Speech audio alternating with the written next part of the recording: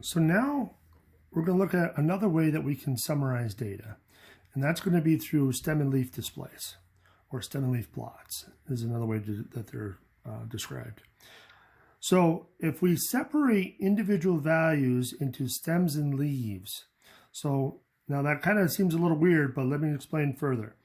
Generally, stems refer to the tens digit of a value, while the leaves refer to the ones digit of the value. In doing so, we can obtain group frequencies quite easily and still retain what the original values were.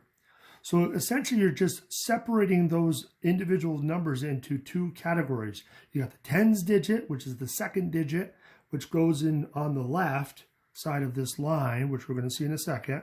And then on the right side, you got all of the ones digits. So let's take a look at a concrete example. So I'm stealing one from the book. Again.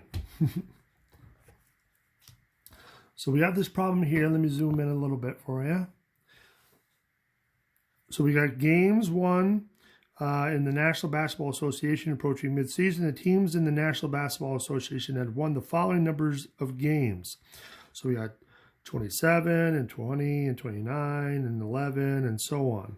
All those different numbers of games that they won. Now, if we look at the directions up above, it says construct a stem and leaf display for the given data.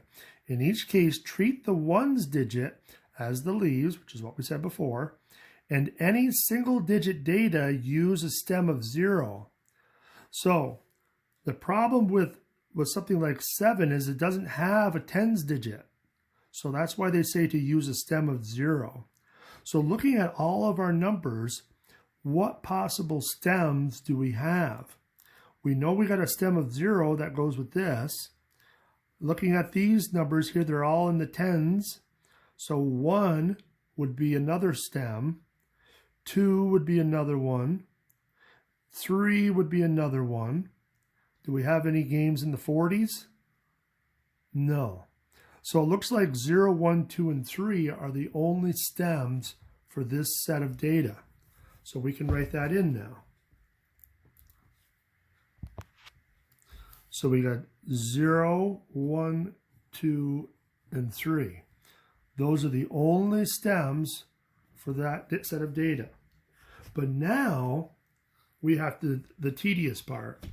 So the tedious part is to go and look at all the different possibilities for ones digits. So we got a 7 that goes with the 2, a 0 that goes with the 2.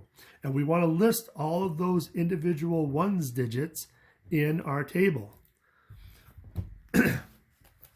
Now I'm going to cheat yet again, and I'm just going to write those different values in. So I'll show you the first few just to kind of get you the hang of it. So let me just kind of scroll up here. So like I said, we have a 7 is the first one. So I'm going to write that next to the 2.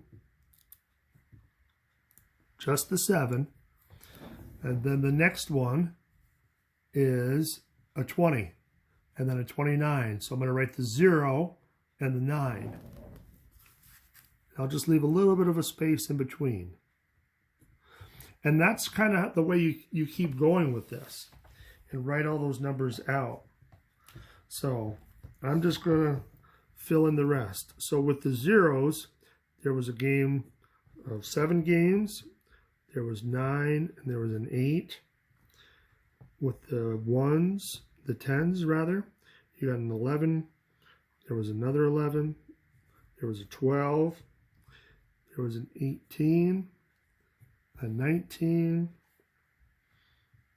a 14, a 13. So again, I'm only writing the 3s and the 4s. I'm not writing 13 here. I'm just because the one over here is the number for it.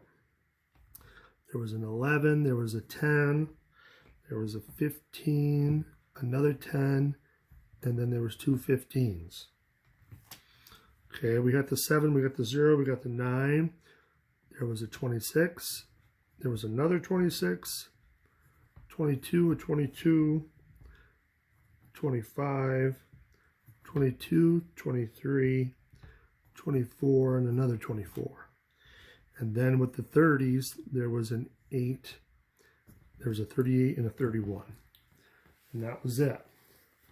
Now, a couple of things to keep in mind. When we do this, we should be able to check to make sure we got them all.